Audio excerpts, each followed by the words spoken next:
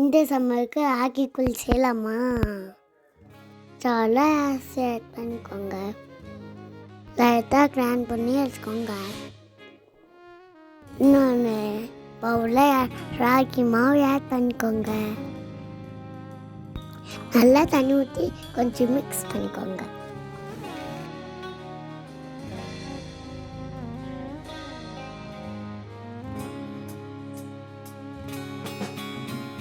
ஒரு கடாயில் தண்ணி ஊற்றிக்கோங்க.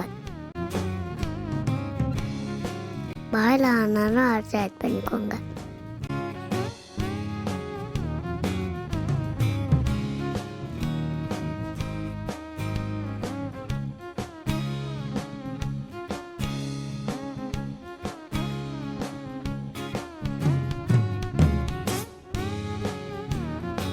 அரிசி வந்துடும். ராகி வாட்டர் ஆட் பண்ணிக்கோங்க.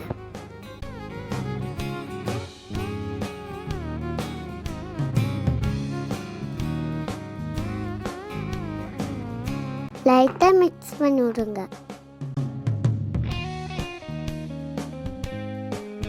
உப்பு ஆட் பண்ணிக்கோங்க. நல்லா மிக்ஸ் பண்ணிட்டே இருங்க.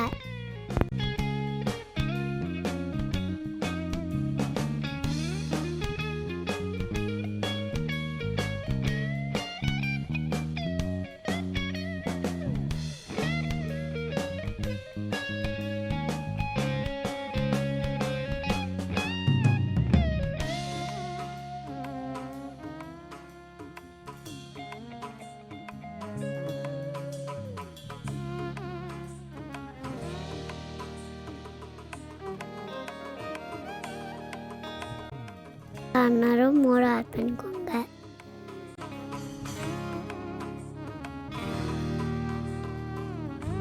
கொஞ்சம் வெங்காயம், கொஞ்சம் மல்லி போட்டுக்கோங்க.